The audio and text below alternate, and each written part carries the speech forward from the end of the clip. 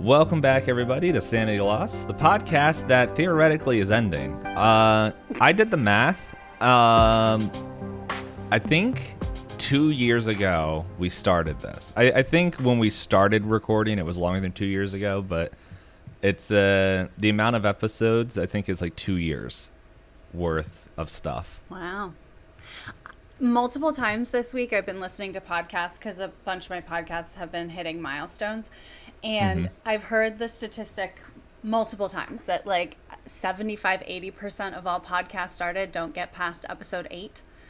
So congratulations. That we might not have listeners, but we certainly stuck it out.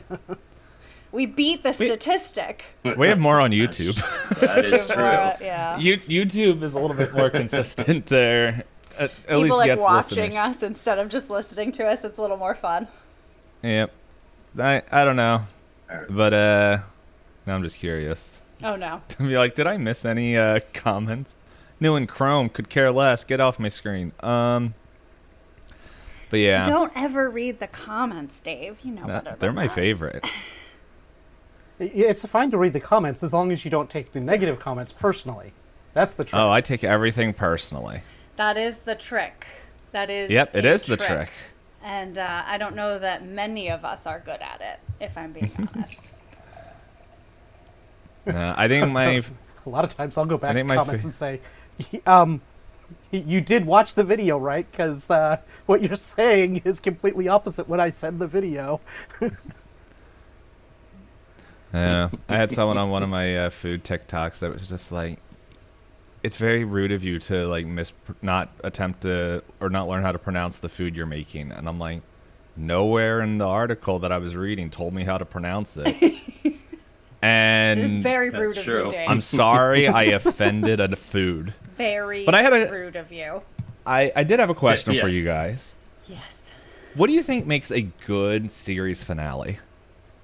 So that way I can change my Fireworks. notes. Fireworks. Good series We finale. need fireworks. Okay, I'm going to write that down. I think a good series finale That's ties not up happening. loose. I already told you. No, I know. So, like, I think about shows that I liked back in the day, like Lost, that like at the time did a very poor job of tying up loose ends. So, like, I like shows that introduce a lot of intrigue and questions, but then if they just like ignore them or let them Lost go, was famous for that. Every episode answered like one yes. question and Oh, introduced five absolutely, it more. was. Yeah, if The joys if of getting even your answered script the day anything. of. Yeah, exactly. I also think like, stuff like Game of Thrones failed in that like a lot of their characters seem to not follow their natural growth progression. Well, So if you like try and like finish things up quickly and do things that don't seem to work with like the character growth that has happened over the course of the story, that also are we feels talking HBO Game of Thrones unfulfilled. or the book Game of Thrones?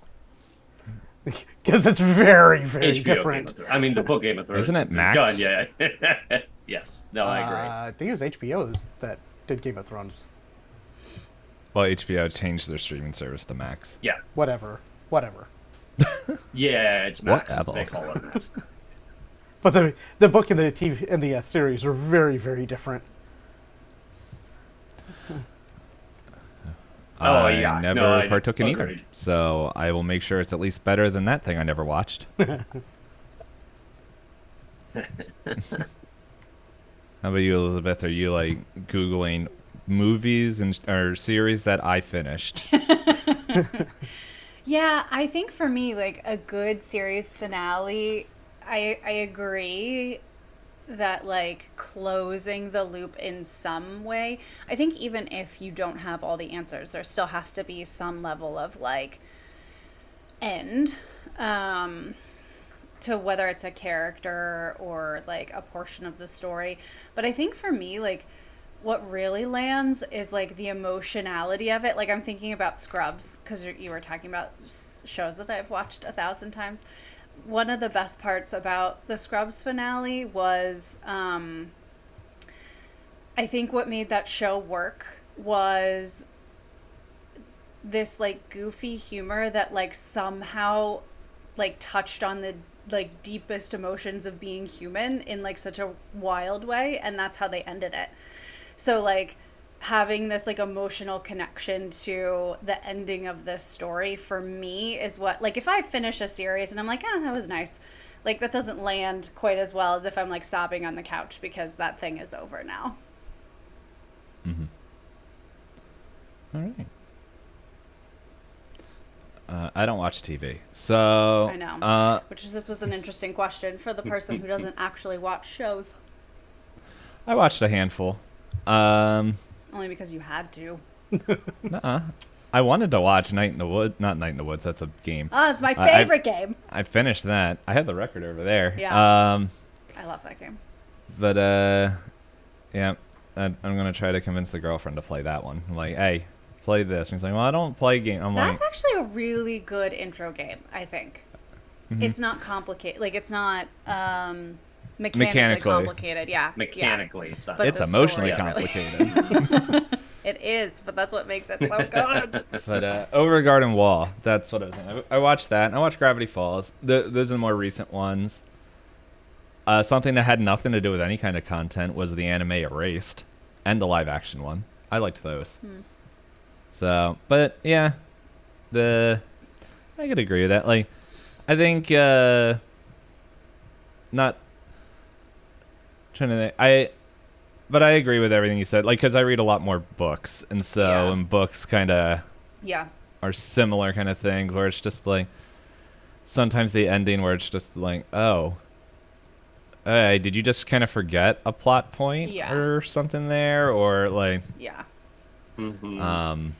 I mean, and to my point too, like some of the most impactful books that I remember are ones that I had like a strong emotion. And it doesn't have to just be sadness, but like confusion, anger, happiness, you know, like I feel like like connecting into that, the reader in that case, their actual felt experience is going to leave such a mark in a more meaningful way than if it's just. That's how I felt about the Maze Runner series. Like, it was so disappointing because at the end of this whole crazy story, like there was no like emotional wrap up to everything that you had just been through as you read it. It was like such a letdown. Whereas like it could have been this like incredible ending and movie, or not movie, but book series. I don't know enough about it, and I didn't have enough time to find the name of the thing I was going to joke about.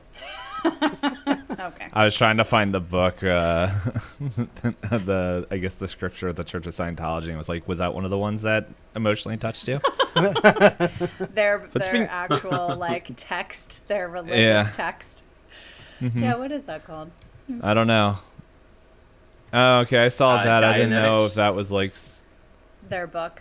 I think that's like their main introductory, but yeah, they have like a million books. I don't know that you would say that they have like, like a biblical one piece, you know, one text thing, but I think Dianetics is like their I was going to say, no, it is. It's the book that L. Ron Hubbard actually wrote, so it is their primary sacred text. Yep. I couldn't find the name of it fast enough. But hey, how about I introduce you guys to something we call Sanity Loss. What is Sanity? What is Sanity? Yeah. What is this? I definitely lost that. Well, Please I'm glad more. You asked. So inside, pretty much our camera, like, it comes up to the inside of this small, very rugged, almost dilapidated cabin. Like, we see the inside of it as these three men are kind of in like robes are shuffling around this cramped cabin. As one of them is just kind of scrawling this circle in chalk on the ground, and they're kind of just pretty much you just hear them kind of whispering to each other. They're like, we have to make sure that this this is all done well. We're on a time schedule. We need to make sure everyone's here. I know. And then it kind of like looks to like this, the one that's bigger, that's kind of silent, is like, is anyone close by? And from there, after the grunt, like we kind of like go through the crack of the wall as we're kind of out into the woods, as we see two more cloaked figures kind of making their way through the woods. It is someone that kind of, by the way they're hobbling and their posture, definitely looks a little older. That is kind of being helped along by a shorter, kind of smaller frame, but both in cloaks. And you kind of see them running around as the boy not only is helping. Well, yeah, it's a boy. Whatever, doesn't matter. You would have learned that in a couple seconds anyway. Oh my goodness, you stupid phone. Stop this, thank you.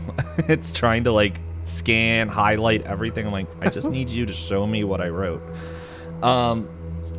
Yeah, but they're kind of like running through this path that doesn't seem well traveled, and so they're trying to be quiet.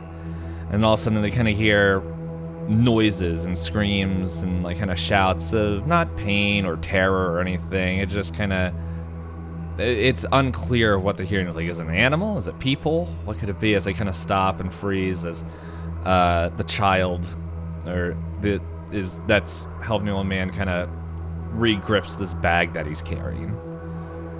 And they kind of pause there for a second as this like beam of light kind of like flicks around and like just flashes in front of them before shutting off, and they kind of, after a couple minutes, they begin like running through the woods again.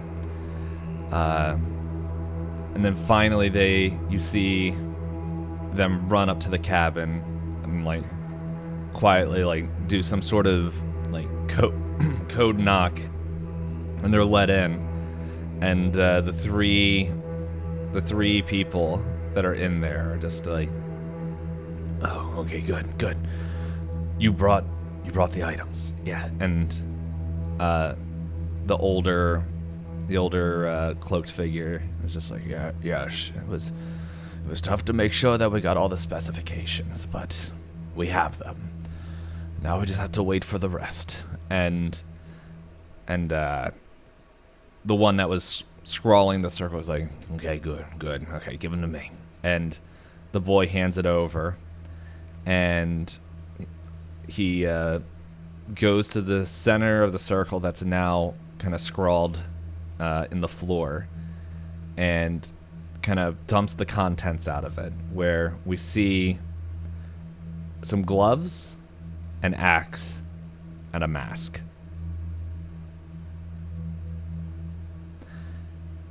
From there, we're going to go to the future, or the past, or the middle. Who knows? But what it is right now is March 20th, 2020. Ugh. Yep. That's not a good time. That was the song I wanted playing for the other one. But whatever. I got them mixed up. This still works. We see a car traveling towards and kind of an undescript highway. It is unsure. They're the only ones on the road.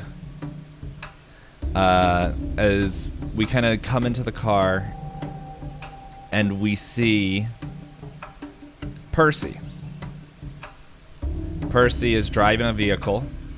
We see on the driver's seat, or not, he's in the driver's seat, the passenger seat, the bronze bowls, and some chalk, and some other miscellaneous items. And as he's driving down the road, our camera like kind of just sits like it kind of like sits in the passenger seat and like is focused on Percy as we hear from the back, Percy. I realize his voice doesn't drag out as much as he talks more, but Percy, do you remember the ritual? As I know John is like, Dave didn't send me the ritual.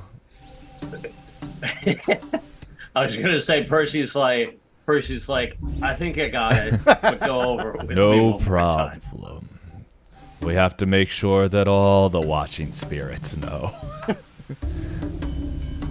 And it will take like 30 minutes for me to say it in his voice, but he goes over and he explains that you are going to recreate the summoning circle that you saw as a child from Cutter's cabin in Centralia, close to, like, it doesn't have to be exact, but it's the clearing that Cutter's cabin was on. And so you have all the implements, and he's like, and then the others will be bringing the artifacts. One for each bowl.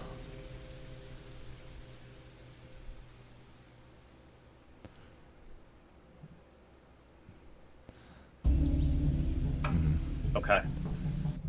And so but yeah, as you're going through here, I imagine you're actually, no, yeah, I guess you'd be coming from the east as you're driving in there, and you know what? Here's some fun. Let's bring you back to the Centralia map.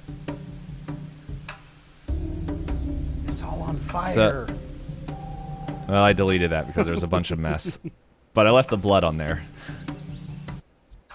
Yeah, I had to go. There's still blood I had to spray, switch layers all for that. over the town. But yeah, you're coming from one of the east ways, and we'll say maybe you got onto 42,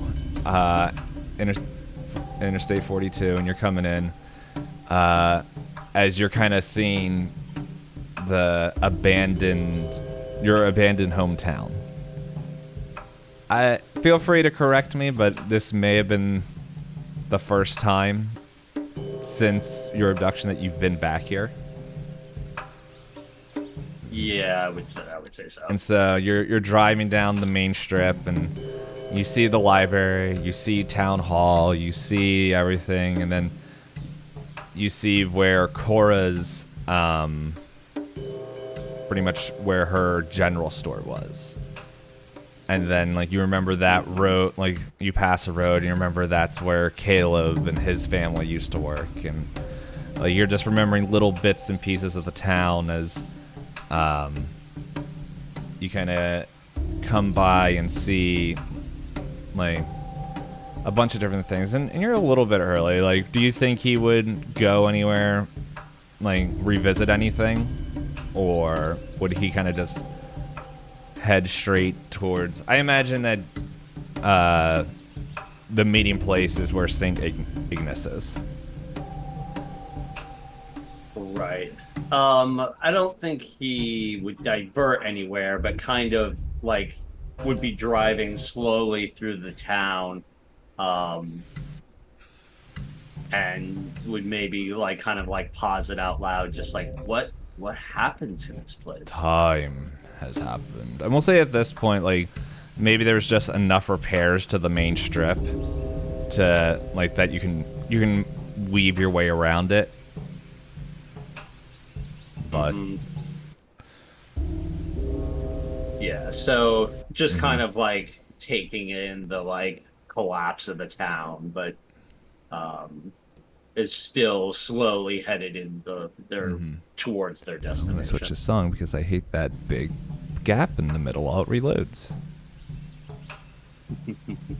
Once again, just like how we started, fighting with this dang music. And Elizabeth is muted. Yep. Thanks. I just said it never went away. We never fixed that. It's just more choosing the right songs. Hey, we'll see what happens next time. Anyway, but yeah, you're going through the town, and Theodore's just, there was an attack of our enemy on this place. Your friends are the one who defended it. And they paid dearly. As like he kind of, maybe you look in the rearview mirror and you kind of see him just like slow and lankily pointing out at like it almost looked like something burst out from the asphalt ground and everything.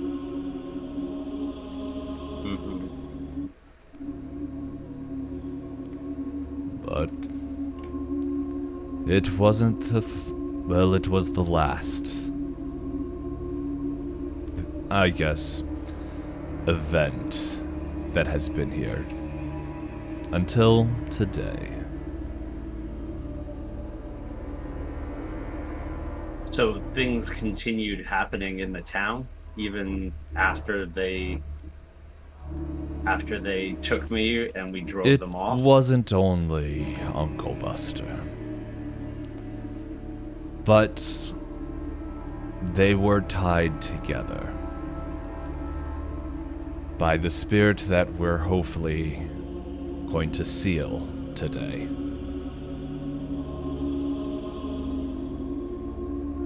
Percy kind of like thoughtfully just sort of like acknowledges with a head nod, just sort of trying to like take in kind of the years of time that he's missed, and wrap his head around everything. That and I imagine there's since probably stores and like stuff that were there after you were abducted that you don't even recognize. Like maybe.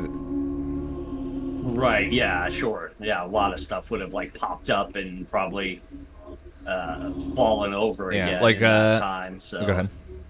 It almost like in some ways probably doesn't look recognizable, just because there would be more streets and more buildings and whatnot that weren't there, like you said. So some things he recognizes and some things don't. So it looks like just like you see like the wrinkles of the past as you're driving through, hidden between the last few things, because I think at this point, which is pretty modern, there's only 5 to 6 people that still live in Centralia.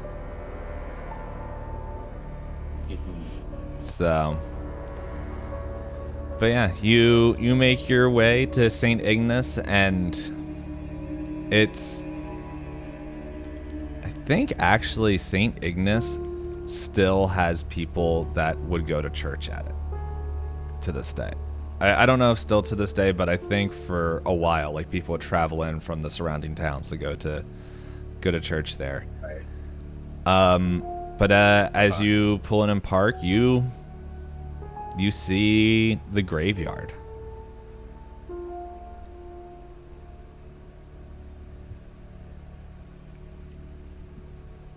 And I think Percy would, at that point, like, he would kind of stop the car and just kind of, like, contemplate the graveyard, just kind of, like, staring at it for a while. Kind of just, again, like, lost in thoughts, like, remembering the past, trying to make sense of the past and what like the modern reality is, and trying to find a way to like blend those two things together. With that, let's go to a different vehicle.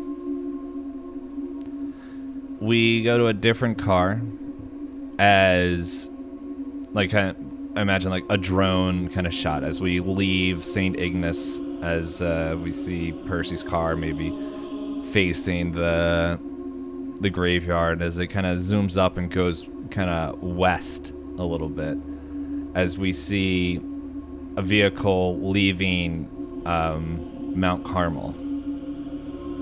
I feel like I always get this one mixed up if it's actually Mount Carmel.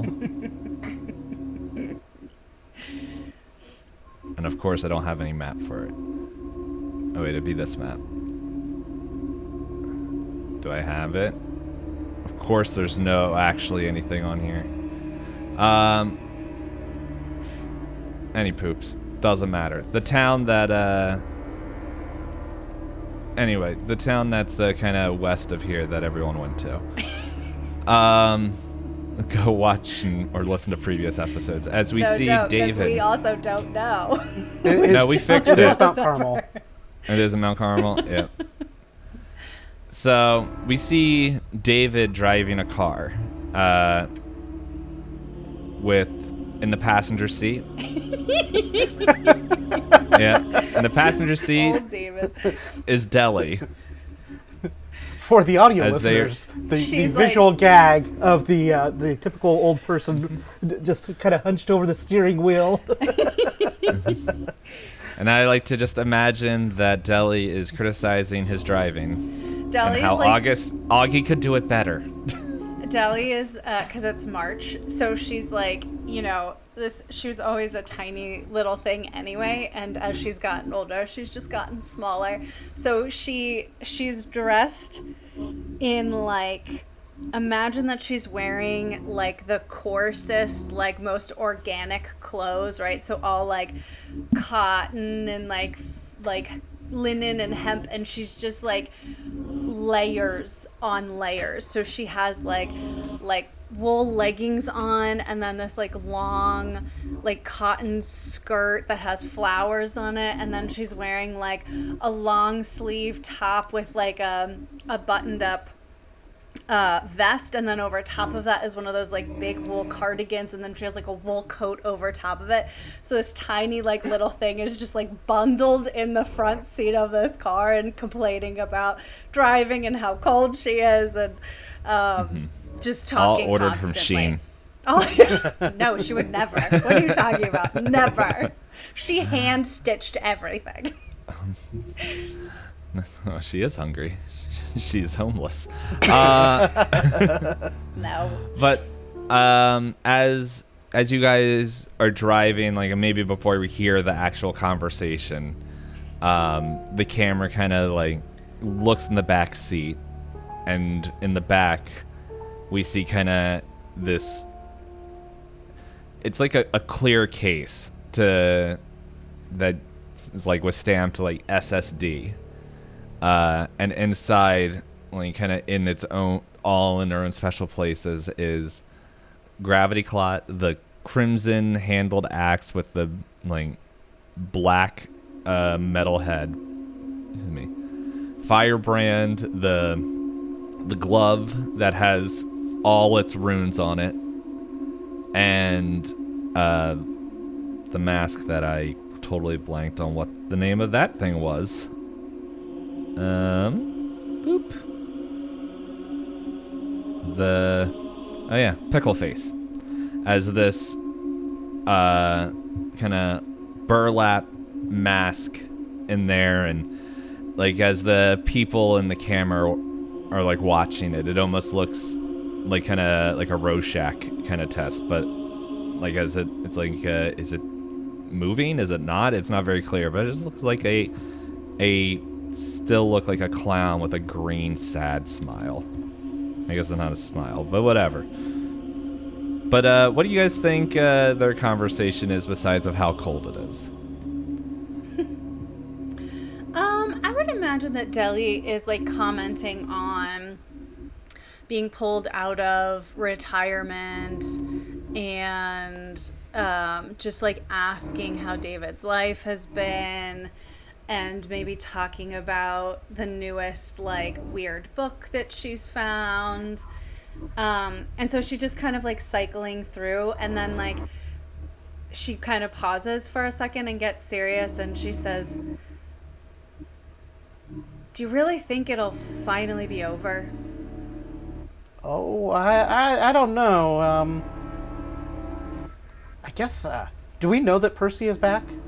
that we're being. I was called to worried this? about. I forgot to mention this to you. I kind of stopped before, and I didn't want to interrupt Elizabeth. But in short, Theodore visited both of you guys. Ah, that's big. And yeah, he's the one that he's just like pretty much done the same thing. I'm not gonna say in this voice, but it's just like pretty much tells you we have a way to stop the pretty much the power behind the Eyes of Ophidian. And I think to David, he's like your father's friend has returned and is able to help, and tells you that it's Percy, which I'm pretty sure David, if I remember correctly, has heard stories from Caleb. Yeah, there definitely would be about. Yeah. That's something they definitely would have talked about at some point. So that's probably. I don't want to play your character, but I would imagine that's kind of what perked David's like. Fine, I'll get out of the house. And yeah, I mean, I don't think that Percy would have been something that came up early in the transition when David started working with the SSD, but at some point it would have came up. So, well, I mean, it is Theodore, and I mean, somehow he got Percy out of this thing, so maybe this will work. I don't know. I mean, these things have always been a nightmare to us, but maybe this will work. Maybe this will get him off our back. It's been years since we heard from him. So. I think I'm ready. I think I'm ready to just bury myself in books and pass into whatever my next life may be. Have you? I think just. Okay. Have you talked to Sarah about all those new books? Sarah's dead. I killed her. Wow. Deli's I'm joking. Absolutely. She's not dead. No, this doesn't faze Deli at all. She's been like communing with Sarah for the last however long. No, she's still alive. Sarah's not much older than David. I know. Deli's like, of course. She found half of them herself. And I just want to, I guess, give one clarification so that way it's just like, does Deli know who Percy is? And we can say with maybe as soon as Theodore came in that you guys both kept in touch, and you may not know all the stories and everything, but you have a vague idea of who Percy is. I think Percy to Deli is not in any way, shape, or form like a weird character. Like, she's like so... she so believes in like alternate realities and like this kind of thing that like the idea that someone could have been suspended somewhere and then brought back doesn't even faze her. Also, remember, I think Deli's only interaction with Percy is the clone of Percy. Right. So she's actually then excited to meet the real one. This is going to be interesting. Because the last one melted in front of her. Yeah. So, but yeah, you guys are driving along, and you pull into, like, you're coming in through the west side, so through 61, and I'm trying to remember where this actually okay, you guys would be a different road, but you guys see like scorch marks and all this stuff. And actually, David, the road that you're pulling in is the one that the creature from your past rammed you and your mother while you guys were driving the bus. Like, you specifically drive past that spot. And then what's funny enough is down, like, on the map that we're looking at, like, if you go left at that intersection, we don't have the roads for this one, the names of the roads, but it's just that intersection there. If you look to the left as you're driving in, you remember stories of your mom and your dad telling you that's where they found Sarah, like all the way at the end of the street as you're kind of creeping along.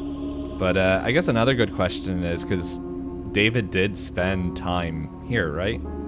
Yeah, he spent Briefly. a lot of time. He spent a lot of time in Centralia, Yeah. kind of going. So, at least maybe not staying there, but doing a lot of digging into various things that happened, and that was part of his private investigation business at the time, was tracking down different things related to, or around the town and neighboring areas.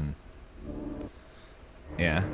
And so, but yeah, you guys are pulling in, and you're kind of just, I don't know, Deli, I don't know if Deli has ever come to Centralia. I imagine she has, just from hearing all the weird rumors, but Yeah, like, I could see Deli just coming for like fun, just to like probably the graffiti explore highway. and yes, or like collect flowers or something. Like yeah, just for her own enjoyment.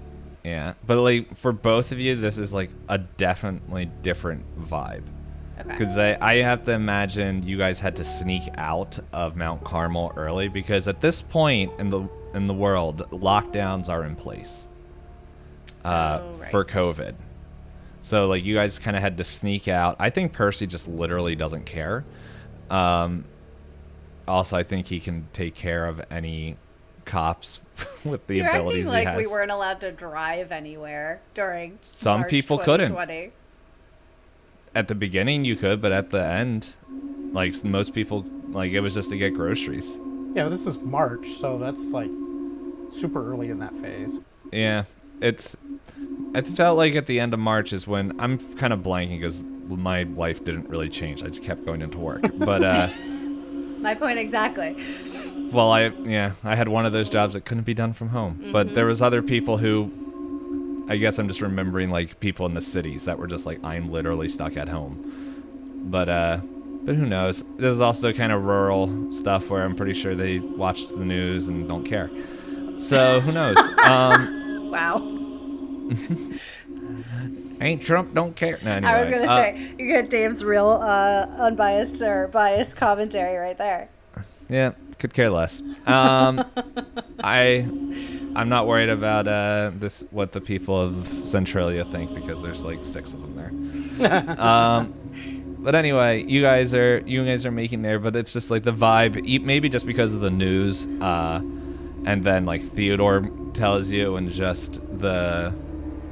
just everything going on with all that, just like the Centralia just feels different at this point, because now I imagine even for David, there's a lot less people. There's a lot less, but you can still see the scars of past encounters and memories and everything. As you guys kind of, I imagine it's also been many, many years since David's even come back through Centralia, even just driving through.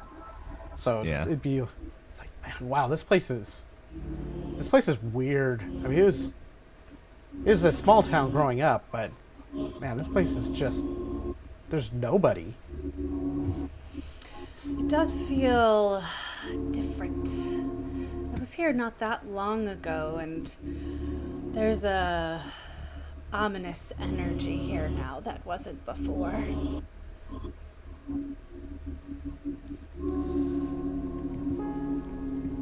So we kind of turn, and you guys turn, and then I'm just gonna just say, well, you know what? I'll let John decide if he wants to do anything. Like, did you go through? Like, are you still sitting in the car, or?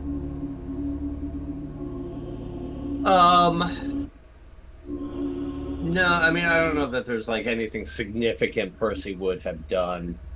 I mean, I kind of like imagine like after sitting there for a while, like Theodore probably would have like prodded him, and he would have, continued. Well, at this to point, you ride have to into walk. their- Like, you can't drive up there.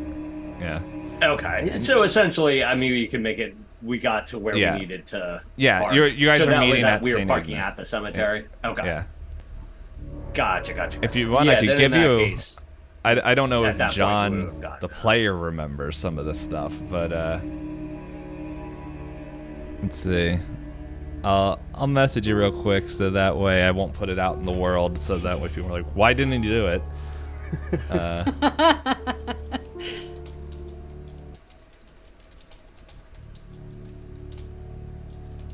And Percy would know what I'm sending you.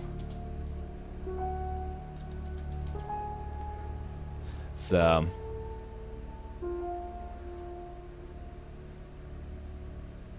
Yeah, I guess I could see that. Yeah.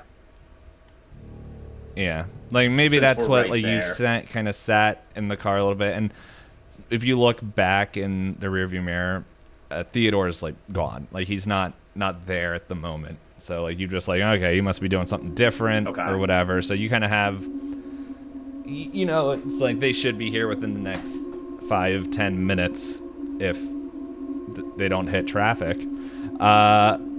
But yeah, it's up to you. Are you just gonna sit there and wait?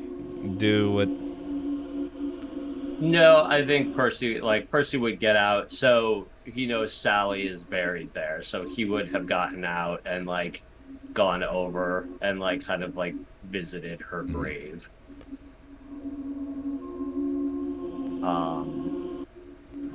Yeah. I don't know. He probably wouldn't say anything. It would be more just kind of like a quiet, like just contemplative, like remembering everything from that night that things happened, and yeah, just kind of like quietly like remembering like her and like his purpose and like what he's doing and like, you know, keeping that from like happening Yeah, again. and it's like time is kind of, and nature has reclaimed it a little bit, where there's like, not like, it's kind of got like that, a little bit of the moss that kind of sticks to the stone. Like it's not like grown into it, and like maybe a little bit of like branches and stuff. Like nothing super heavy duty, but it's just, it took you a little bit to find it but you remember the general area, and it's but yeah, just like how the town has changed and nature is slowly reclaiming it. It looks like that same is happening here. So with that, maybe as you're kind of ending paying your respects, you just see, what kind of car do you think David's driving? I mean, at this point, it's got to be some sort of like land yacht style car, the super long thing. I don't have a model of anything off the top of my head, but the kind of that older car, and I just see him just kind of hunched over the steering wheel, just kind of slowly making his way around town, and that 10 to 15 minutes that was expected it turns into more like 20, because David's going like 10 miles an hour under the speed limit despite there not being anybody else on the road. And for all of Delhi's bothering him about his driving, it's like, I've got this. I haven't run into anything in over 80 years of driving, despite being only 74. I was going to say 80 years of driving. Jeez Louise. Just the typical exaggerations at this point. I've been driving for 80 years now, and I haven't run into anything yet. I was trying to look up something really quick, and then I'm like, you know what? The first thing that popped up, I think a 1991 Chevrolet Caprice. There, I'm gonna put it in there. Yep, that'll work. I don't know. I will literally send you guys the one that I found. Yep, that's pretty much it. Which, yeah, I can imagine Deli's loving the pleather seats.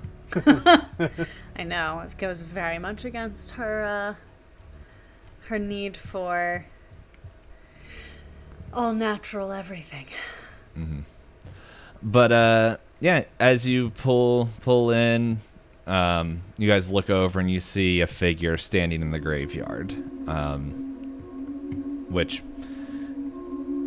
I can imagine. You know what? Here's another fun question. What kind of car do you think Percy would be driving? I don't know. It's something very generic, Something he managed to nondescript. steal off the side of the road. I was gonna say he probably would have like hot wired something, but like growing up without any knowledge of like the way cars have gone, or even like having an interest in cars back when he was younger before he was taken. Like I don't think he'd have any specific preference. So probably just like a like beat up sedan of some sort. I looked up America's most stolen cars of 2020. You have a D10. I know I said you didn't really need dice. I was just gonna make you roll. They have 10 options here. I'll let you know what you stole. 2. All right, 2. Okay, you stole a Chevrolet full-size pickup from 2004. It is the second most stolen car. That's weird. That's weird. Mm-hmm. Probably, it's probably one that had a lot of high part value. Yeah. Okay. Anyway, you guys see this? I imagine like maybe it's an older kind of more. I imagine this car looked better before Percy had it because he had to learn how to drive, and so I was thinking about that. Like, yeah. I imagine Theodore like in somehow like the way like, here's a real fun thing. We'll say this, and John, if you disagree, we'll say it in there. Maybe it happened while you were eating memories from Toto. But maybe you just ate memories from people that were rude over the years, and that's how you learned how to drive. Like, you just ate people's memories of just basic skills. And so, like, people are like, why don't you know how to use the bathroom anymore? Like, I'm pretty sure Percy already knew how to do that. But it's just like, I don't know how to use silverware. And it was like that's a Call of Cthulhu campaign all on its own. Like, this city that just loses its ability to do basic functions. Anyway... We know the answer to that one, so if that one comes up, you know who did it, and they'll never catch him. So anyway, you guys come up and you see him, and before, like, you guys gonna maybe before Deli can be Deli, Theodore like steps up and he's just like, "We don't have much time, Percy. If you could lead them to Cutter's cabin." And then he like slowly like turns, like almost like skipping frames to Deli. "You can ask questions on the way." Oh. Percy just looks at the others and kind of cocks an eyebrow. He's like, "Well, are you ready?" Are you sure about this?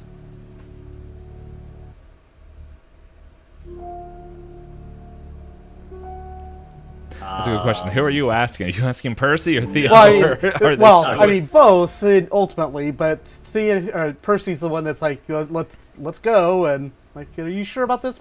Kind of. As sure as I can be. I'm pretty sure I've seen that this is the answer to putting everything away for good, but we won't know until we try. I'm just and with hoping that, we don't make we'll it see worse. you next week.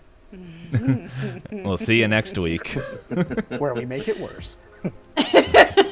We'll see. We all die, and the spirit gets out and rules the world. Dun dun dun. Always the thing. Never mind. I was going to make another political joke. Oh my gosh. Too much. All right, I'll see you guys next week. Bye. Bye. Bye.